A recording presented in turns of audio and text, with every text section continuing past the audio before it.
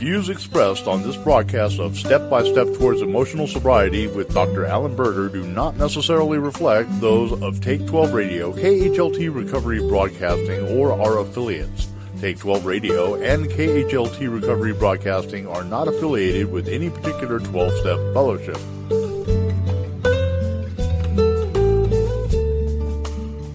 And now, here's your host, Dr. Alan Berger, and the Monty'man. Well, greetings, family. It is another wonderful day, broadcasting to you from the studios of KHLT Recovery Broadcasting in beautiful downtown Albany, Oregon, where the sun came up right today, the birds are singing on key, and even the leaves in the trees are waving hello. Okay, so what are we talking about this week? Well, this week's topic is differentiation. And it's such an important concept to help us look at and understand this whole issue of emotional sobriety. So what we want to do is kind of dig into this and then help our listeners understand the relevance of differentiation to the process of emotional sobriety, and then to apply it in your life so that you can see that it can give you, I think, some important clues on how to better hold on to yourself in relationships. So that becomes just an essential part of this whole thing that we're trying to teach people, Monty, is how to keep that balance in their life that Bill talked about. Uh-huh. And this differentiation, this whole concept, I think, can help a lot with that. You know, it's interesting because I have noticed a lot. I mean, I thought I noticed before, but man, my eyes have really been open since we've been doing the show.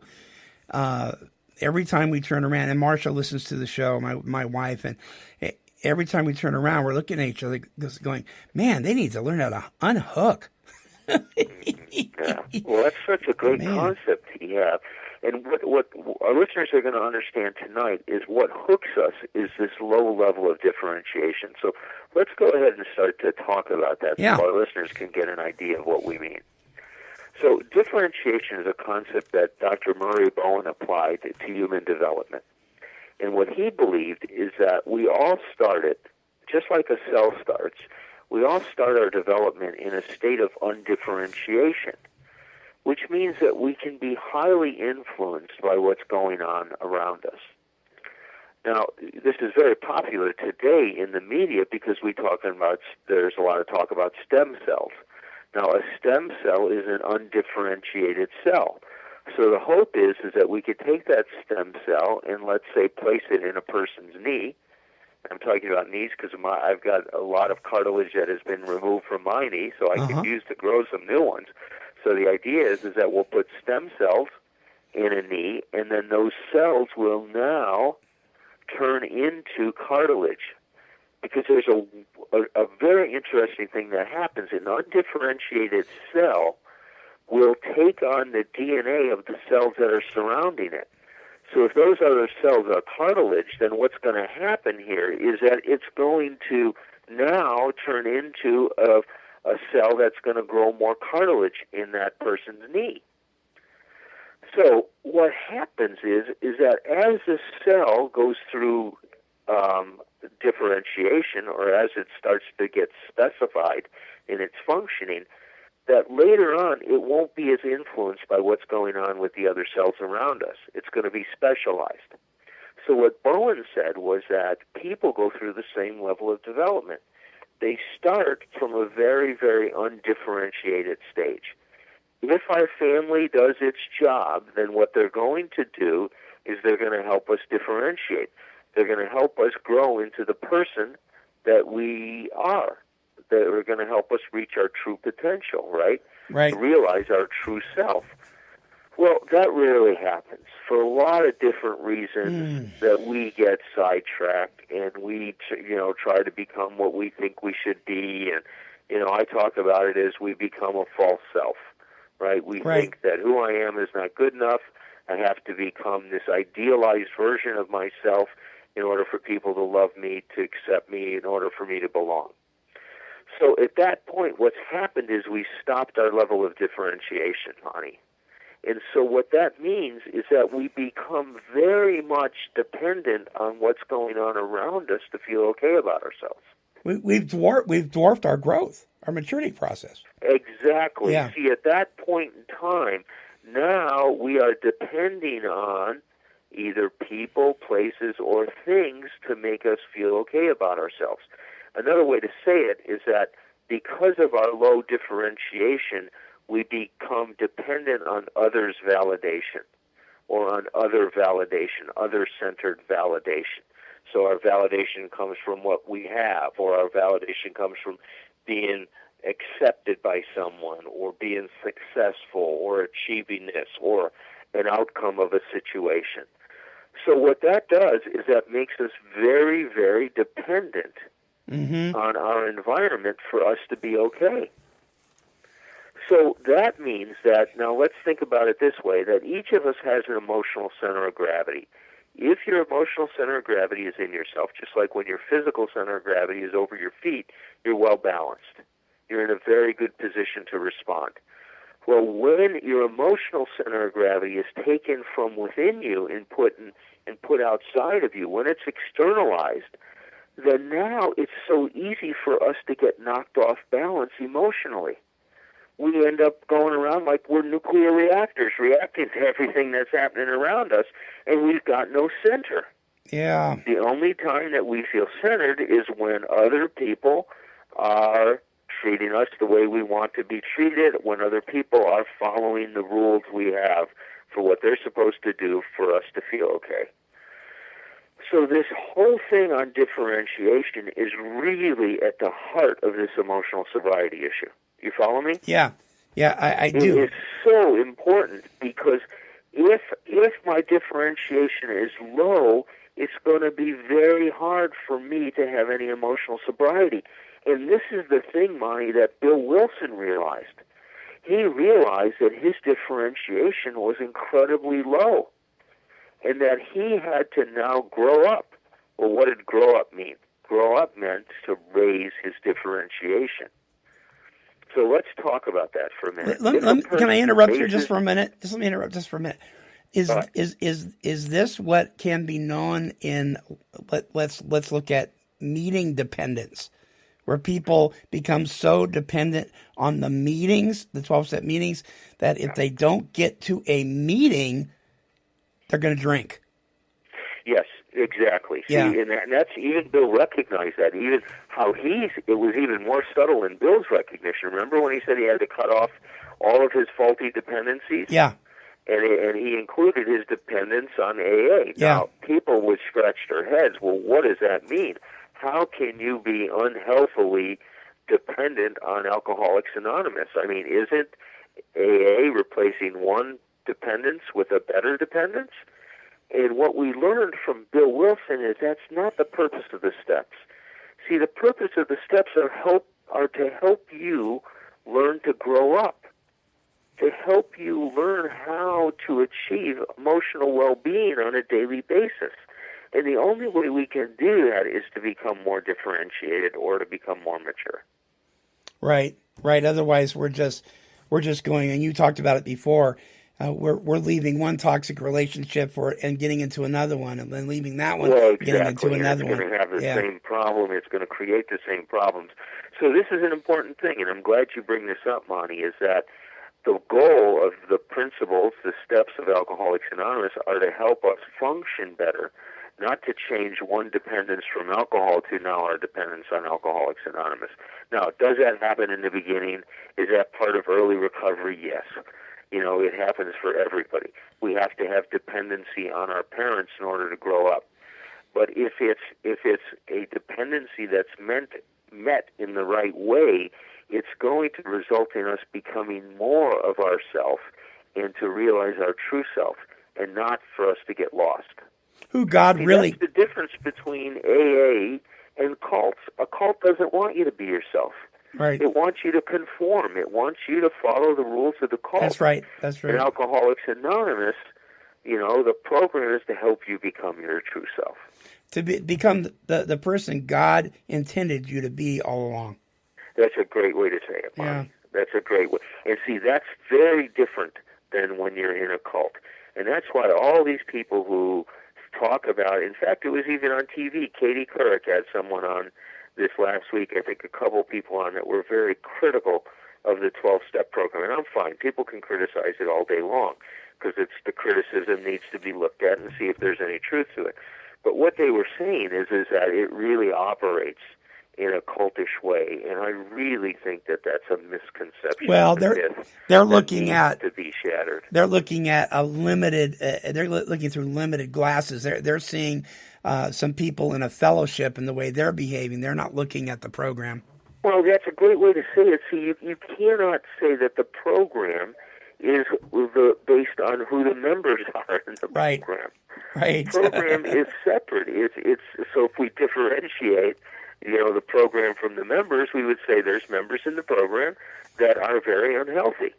What do we say? We're here because we're not all here. Right. That's the whole thing. Yeah. But it would be a big mistake to say that the program is this in that way, because the program is not. It's just a set of very powerful spiritual and psychological principles. Yeah, you bet. So, okay, you were, and I interrupted you. I didn't mean to. No, it's a great interruption. I'm glad we took this side. But let me just talk a little bit about differentiation and what it looks like and how somebody functions. So let's first of all talk about a person with low differentiation. All right.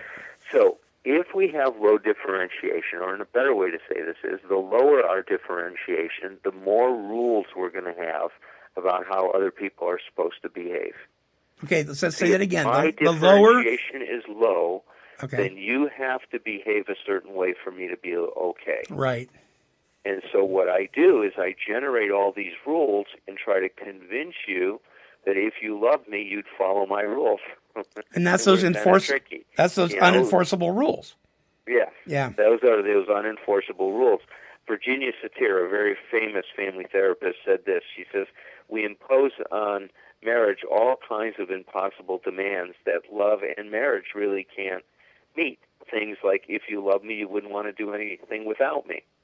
If you love me, you'd do what I want. If you love me, you'd know what I want even before I ask you. And if you love me, you wouldn't be telling me that."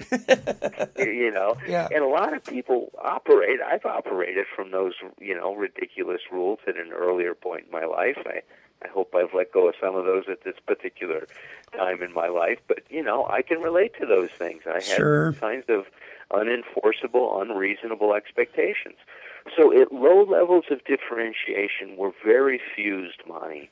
It's like we become emotional Siamese twins with our partner. It's so there's no respect for differences. When our differentiation is low, any difference is experienced as a threat to the relationship. So if you want to do something different than I do, then I would be threatened by that because my differentiation is low. Now, as our differentiation raises, as it increases, we no longer experience that. So in a healthy relationship, separation or differences are just experienced as another dimension of connectedness, not a disruption of it. So it's a whole different experience. As we raise our differentiation, we have less rules about what other people need to do. We don't pressure other people to change. We pressure ourselves to change, to be a better person. We stop blaming other people. At low levels of differentiation, we blame people because we feel the other people are making us feel this way or that way, because they are, because our differentiation is so low.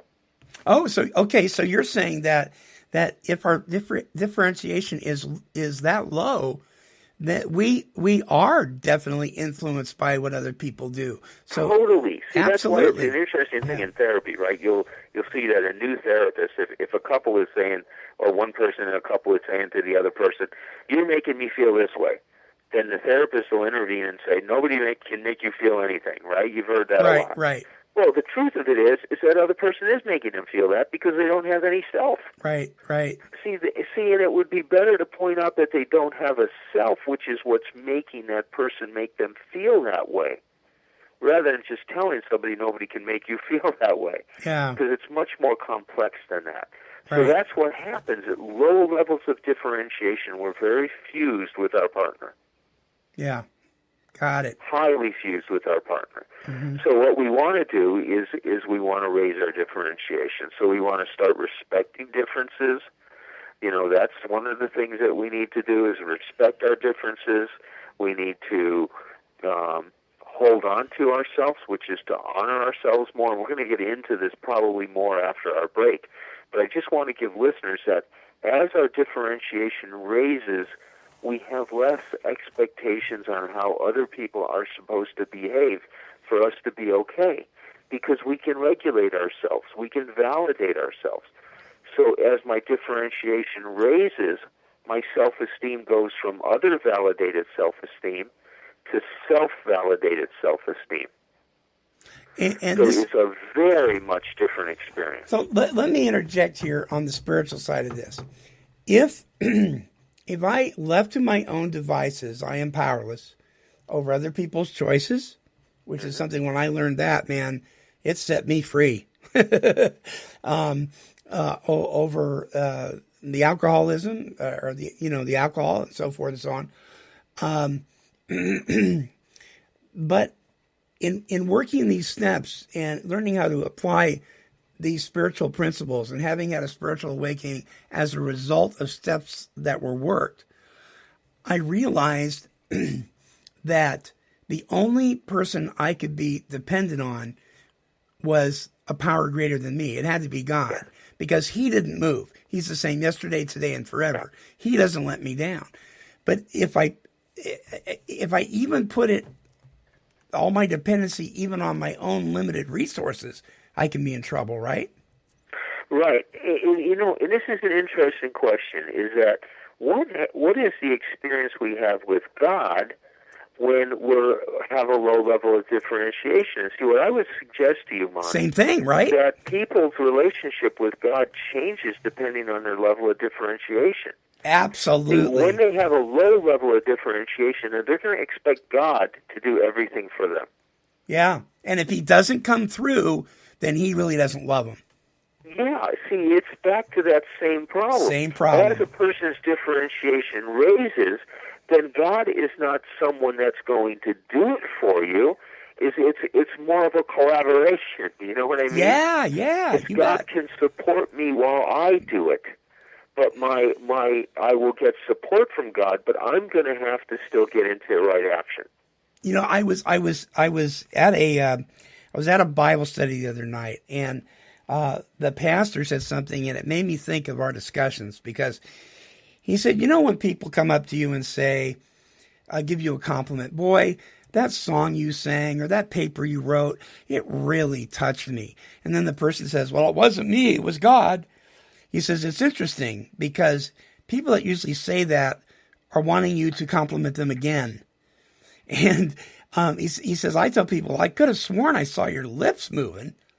Yeah, it's good to give God the credit, and it probably is due to him, but you have to step out in obedience. You have to actually respond to the call of God, whatever that is in your life. So it's okay to say, you know what? Thank you for that compliment. I am really glad that God was able to use me to bless you. See, there's a whole different attitude there. Yes, very different. Yeah. See, so in that way, it changes our relationship, becomes less of a passive relationship and much more of a proactive relationship. Yeah, that's awesome. That's good. Okay, we're gonna take our one and only break right now, and when we come back, more with Dr. Alan Berger. Check it out. Hey, everybody, don't go away. Much more coming with Dr. Alan Berger and myself. But first, I wanted to let you know that every week we have brought back to you an updated step-by-step towards emotional sobriety with our friend Dr. Alan Berger. And that is located at take12radio.com. Simply click on the Recovery Workshop banner and then click on Step-by-Step Towards Emotional Sobriety. And every week we will bring you another show until we run out of the entire series. There's a whole lot more to come, and we've got some very special guests that really know their stuff when it comes to what Bill Wilson called the next frontier, emotional sobriety. And also don't forget that you can access all of our shows, including these, on all of your favorite podcasting platforms. Simply search for Take 12 Recovery Radio. So in just a second, we'll return to our show for this week. Trisha's having a sleepover tonight. Can I go? I wonder about Lucy's friends. What should I say? I know you're only 10, but one of these days a friend will offer you a drink. And alcohol at your age can lead to so many things. None of them good. So can I go to the sleepover? Lucy, I want you to promise me I something. finished my homework. Bigger promise. If there's any drinking, I want you to say, "No thanks, not my thing." Mom. I promise you. Your real friends won't care. Deal? Sure. Really? I promise, Mom. They really do hear you. Did you pack your toothbrush? For tips on how to start the talk, visit underagedrinking.samhsa.gov. A public service message from the Substance Abuse and Mental Health Services Administration. Alrighty, let's rejoin the conversation with Dr. Alan Berger and myself on the topic of differentiation. Okay. Well, let's dig a little bit more into this whole differentiation issue, because I really want people to start to get an idea of this, and we really want to focus now on what can people do to raise their differentiation. So let me talk about how we respond to stress in a relationship when we're fused, when our differentiation is low. So here's the first thing. So there's typically 3 ways that we react to other people. And in my book, 12 Smart Things to Do When the Booze and Drugs Are Gone, I elaborate on this. So if any of you are listening to this and you want to dig into this a lot more, then please get a hold of the 12 Smart Things to Do When the Booze and Drugs Are Gone. You can get it off the Hazelden website, or it's available on Amazon. So here are the 3 things, Monty. The first, and these are not in order, not meaning that this is not what people do first and then second and third, because we can do any one of these things. In fact, we are going to have a dominant way that we react. Now, we can do all 3 of these things, just like if you're right-handed, you still use your left hand, but you typically respond in one of these ways mostly, and then you go to the other ones when that doesn't work. So the first one we'll talk about is moving towards people, and that's the classical people pleaser. So what we do in order to reduce our fear that we're going to be separated from, we're not going to get that person's love and acceptance, we move to them and we say, I will be whatever you want me to be. I will please you. I will ignore my own feelings, and my job is to serve you and to take care of you. Those are dangerous compromises. Well, what do we call that? Codependency, right? That's the classic description of codependency. Here we're talking about it as emotional dependency. People do that in order to get that person's love. Now, that's one way. There's 2 other things that people do as well. The second thing that people do is they try to control or dominate, or they rebel against that other person. So they try to get that other person's love by demanding that that person do this or that to love them in a certain way. It's like if you don't change, I'm walking out. They threat. Yeah. They would say, if you love me, you do this. They take control of the other person. If you were a better person, you would behave this way. Which really what the person's saying is that you've got to do what I want you to do and you got to do it my way. And see, so that person takes control of the other person, and there's no room for the other person in it. So the first solution, the person erases themselves to please the other person. The second solution is controlling. That person erases the other person and tries to take control of that person. Wow. So both of these solutions erase somebody. It just depends who you're erasing, right? Yeah. That kind of thing. The third issue is people just withdraw, and they say, I don't need you. I don't need this relationship. I'm not going to let you be important to me, so I'm cutting this off. So they emotionally withdraw. They physically withdraw. I call that the Nike solution, that you run away, right? Now, all three of these solutions keep you emotionally immature. they don't help you grow up. They don't help you become more differentiated. To be more differentiated, and please, if you're out there listening to this, really take some time to soak this up. You have to stay connected when there's trouble and add more of yourself. So here's the formula to differentiation, is staying connected with our partner and just bringing more of ourself to that connection. When you do that, when you don't run away, when you don't try to control, when you don't try to please, and you just stay present to what's going on and add more self, then you're going to start differentiating. So let me get to an example. So let's say Mary and Bill are having an argument. Okay. Bill says to Mary, look, I'm just really unhappy with what's been going on in our relationship. You're just not giving me what I need. So if what Mary would do, if she was a people pleaser, she would say, oh, I am so sorry, Bill. I'll do anything you want. Please tell me what you want, right? That's right. what people pleasers right. do. So she would. Now, if she was the other one, the controller, she would come back to Bill and say, well, listen, you are so demanding. You're insatiable. There's nobody in the world that's going to be able to please you. So that person now takes control of the other person and says, you don't have any, your rights are all wrong. Yeah. You see what I mean? Yeah. That's what that person's essentially saying. The third way, the person would just say, look, I'm sick and tired of these arguments. I'm not talking to you. I'm going up to my room. Right. And so do the those silent are the three scorn. responses. Now, a healthy person that was trying to raise their differentiation would say, well, Bill, when you say that, my first response is to want to get a little defensive. But I'm not so sure even what you're asking for. So I'm not going to get defensive right now. I want to explore this with you. So what are you really wanting from me that you're not getting? And I'll take a look at it, and I'll consider your feelings, but I'm also going to consider myself here too and see if that's something that's possible or not, and then we'll see where we go from here. So what that person does is they introduce themselves into the situation. They say, I'm interested in you, but I'm not going to compromise my integrity. Mm-hmm. So if we can find a way where this can be a win-win, I'm all for it. But if you're going to expect me to give stuff that's compromising me, I'm not interested in that kind of a relationship. So this person adds more self. They make, in this case, Mary would be making Bill important, but she would be making herself equally important.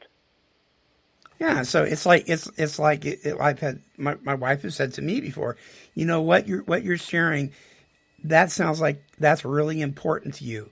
Let's talk about that. Yeah, right. Yeah. Say it now let's say if she said it's really important to you. Now let's say it's not as important to her. You know what she would say then? Say, honey, look, it sounds really important to you. This is not as important to me, but because I'm interested in you, I want to know more about it. So you see how she would add more self to it? Right. So she would bring herself in instead of feeling like, oh, well, if it's important to you, it's got to be important to me too. Well, it may not be, and that's okay. Right. Because I've told my son before that has been recently married. I said sometimes, and correct me if I'm wrong here, because this is the first time I've been an in-law. Sometimes what's important to your spouse, even if it seems silly to you, because it's important to them, you need to be able to validate that and not put them down for it just because you don't see it. Here's the interesting thing. I don't know if you need to validate it. Right. But you can respect it. There you go. See what I would say? And then they feel validated. So you have to validate it. Then you might feel like you have to acknowledge that it's important. You could respect it and say, look, I can see this is important to you. It's not that important to me. And I'm glad you're telling me what's important to you. I think that's important for us to have in our relationship. And it's important for me to be honest with you that I'm not in the same place with you on this. Right. I love you, and I'm interested in you, and I want to talk to you about it. But I just want to be clear that's not as important to me.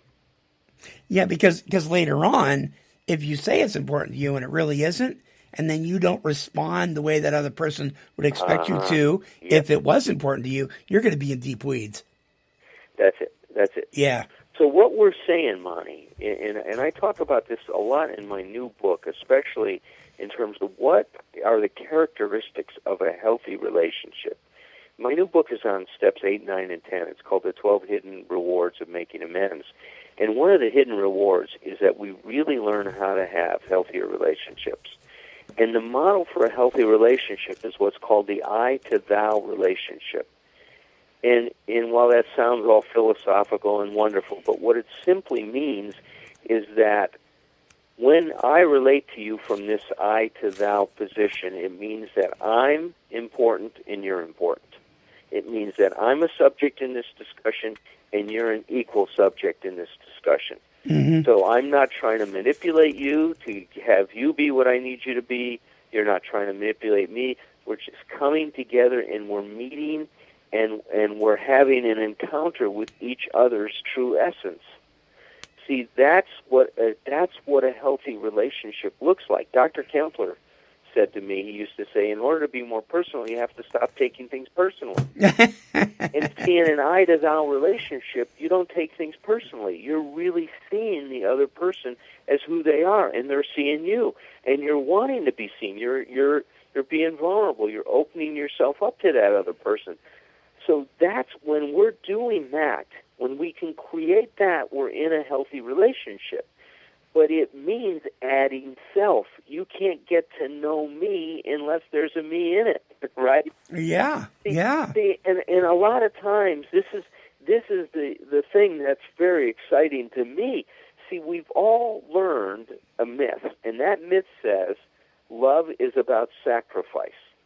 And how we've all understood that is that you got to leave yourself out of a relationship for a relationship to be good. That's a misinterpretation of that statement. Love is sacrifice. A total misinterpretation, but it's unfortunately an interpretation that most people take on, Monty. Sure. Is thinking that it's about sacrifice. That the ultimate act of love is for me to deny myself and to honor yourself, right? That kind of thing. Which isn't honoring at all. No. You can't honor somebody else if you're not honoring yourself. Right. Get that clear first. You can't love somebody else unless you're loving yourself. See, you've got to be in. We've got to be in some way. So a sacrifice, if it's done, what I would call obligatory sacrifice, if it's done because you feel you have to, you should sacrifice, it's not really a sacrifice, it's a manipulation. I'll sacrifice to get you to love me. But a true sacrifice is given with an open hand. And see, that's what true love is. It's where we act with each other in a way where there's no strings attached. I give to you what I want to give to you freely. And I give it to you with an open hand. You can take it and you can appreciate it or do whatever you want to, but there's no strings attached. You can do whatever you want. When I gave it to you in the right spirit, that's my reward for giving. So that's the other thing we learn when we work steps 8, 9, and 10. Right. Is that we learn that doing the right thing is the reward in itself. It's not that we do the right thing to get other people to forgive us or to validate us. Is we do the right thing because it's the right thing. And how many of us have been guilty of doing something for someone else? We see the need. We say, oh, I can do that, and I'll go fill the need. And then the other person doesn't respond right away or doesn't say thank you in the way we think they should, and we're still waiting for some sort of validation that we did something good for them. Yes. Yeah, and then we're hurt. Then we're hurt. Yeah. Well, this is why my sponsor early on in my recovery, he knew I was one of these validation junkies, and he says, "I want you to do something for somebody else, and I don't want them to find out about it." And It killed me. It killed me, man. I would do these things, and I couldn't tell anybody about it except Tom. And but it was a great lesson. He was showing me that, doing the right thing because it's the right thing is a reward in itself. I got to share this little story here about something that just happened here this week. We live on a corner, And so there's a telephone pole on our corner. Now, I don't know what it is about people that own their own homes, but we seem to think that the property of the city belongs to us, even if it's not on our own property. But anyway, so there it is on the corner. And somebody put this little tiny garage sale sign made out of cardboard and written in pencil. Now, I am if I ever had to fall back on something, I'm a sign painter by trade. So that just drove me crazy. I was like, oh my gosh, they're putting stuff on our telephone pole. Right. And then I thought, at the very least, they ought to make something you can read. And so my son said, well, Dad, what would Jesus do? And I looked at him, I said, what? And he goes, he'd make them another sign. And I said, oh, okay. So we went out and got some poster board, and I made this big old honking sign. I didn't take theirs down, but I put it right above it, right? And I said, okay, we're not going to say anything. I hope nobody catches us, because this will be so cool, just knowing that they're going to go, who in the world would do that? You know, and so I haven't fallen back into the thing of, I wonder if they're wondering that, or I wish they would kind of guess it was us or anything like that. This is what I fell back into. When are they going to take that stupid thing down? There you go. There you go. See, so there's many different sides to it. Oh, I know. I mean, we're not just of one mind, and we're not of just one self. I mean, we're a population of selves, aren't we? Oh, we are. Yeah, we got a bunch of characters that live in these houses of ours. Yeah, I had a T-shirt that said "You're just jealous because the voices don't talk to you." Oh, I like that. That's very good. Right. What we're asking people to do in recovery at this stage is to go against what's the natural instinct, is to run away from discomfort. Yeah. See, none of us, we were all pain phobic. That's part of how we set ourselves up for addiction. I mean, we wanted to get away from pain. Yeah, sure. Find the easier, softer way. And what I'm encouraging people to do is to put yourself right in the middle of that stress. Mm-hmm. Don't try to run away from it. Don't try to get it resolved. Let yourself stay in it and let it resolve itself naturally. And if you do that, if you can somehow tolerate that, then what happens is that all of a sudden you start to see that, you know what, this discomfort can be valuable, that there's something good that can come from my willingness to be uncomfortable. Mm-hmm. Look, that's one of the things we have to learn in recovery, isn't it, Monty? You bet. We got to learn that somehow that pain isn't something that we always need to run away from. That pain can really help us grow in ways that we could have never imagined. So what I see happen is when people start to try these things to raise their differentiation, is they start growing. And now they start getting even more comfortable in their life. By being willing to feel your discomfort and to sit in it, not run away from it, you eventually become more comfortable. It's one of those paradoxes again. Now, in August, I'm going to be in Missouri at a retreat center, and we're doing a whole weekend on emotional sobriety. And I'll be sending you some information on that. It's called the Recovery Enrichment Weekend, and maybe we can post it on the website, Monty. Absolutely. And if people want to come and spend the whole weekend working with me on these issues, they can come and join us down in wonderful Missouri. Missouri. Heck yeah. Heck yeah. Well, give me the information as soon as you can, and we'll make an audio. I'll send you that later tonight or tomorrow. All right. And, I'll be doing that retreat. I'm going to be at Hazleton next year, also doing a retreat on emotional sobriety. And so there's going to be more and more opportunities coming up. And, maybe you and I can even do a retreat up there in your neck of the woods. That would be great. That would be super. Maybe we can get these stubborn Oregonians to pull their heads out of a meeting once in a while. How about that?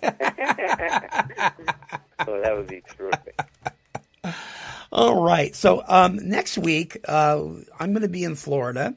Right. And so we're going to be, and everybody has been notified that I can get my hands on that next week. There's plenty of archives to listen to. There's all sorts of stuff. We're going to be dark next week. The week after that, we're going to have a radio show guest. Yes. I'm not sure who it's going to be yet. I'm hoping it's going to be Dr. John Amadeo, but if it's not John, then maybe it'll be Dan Griffin, but we'll get somebody else to join us and to get some of their perspectives on some of this stuff.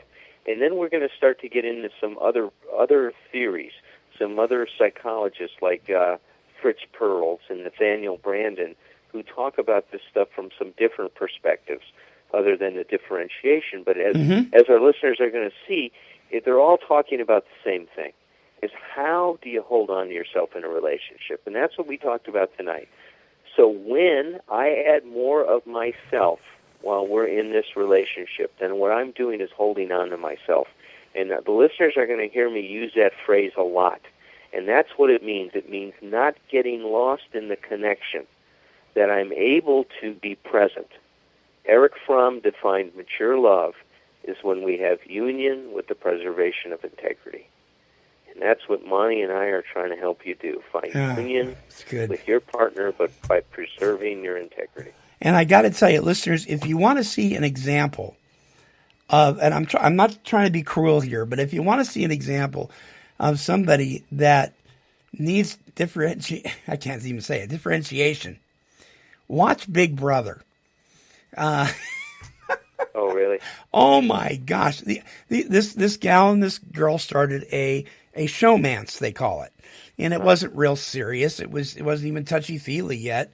But they've only known each other for 2 weeks, and he got kicked off the show because he lost a challenge or something, and she absolutely freaked. Her life is over. I can't stay here. There's nothing I can do. What do I do with myself? And I'm like, if this isn't scripted, this is the worst case of emotional dependency I've ever seen. There you go. Well, we're learning to do this stuff. We're doing this step by step, and it's a wonderful, wonderful thing to be able to stand on our own 2 feet. The only one that you can count on, my friends, 100%, that isn't going to let you down, and that's God. But everybody else, we're going to disappoint each other. We're going to, and by the way, if you think God's going to do it your way, it's not that He's letting you down. It's just that He knows best. And we've got to learn to be able to unhook from other people, places, institutions, and all that stuff. Because we've got to. Otherwise, we are basing everything about us on outside influences. And that's not serenity. That just isn't. And I'm just so glad that we're doing this show. Thank you, Dr. Berger.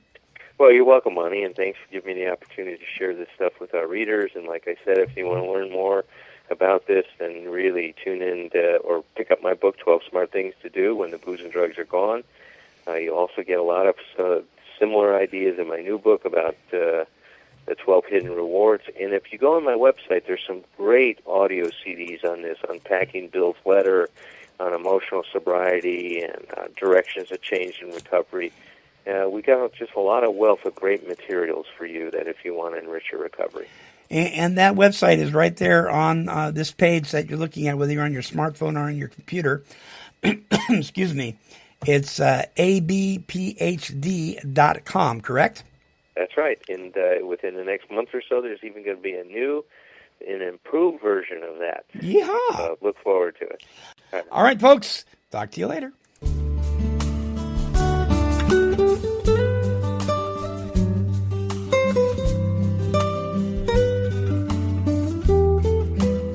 This has been a broadcast of KHLT Recovery Broadcasting.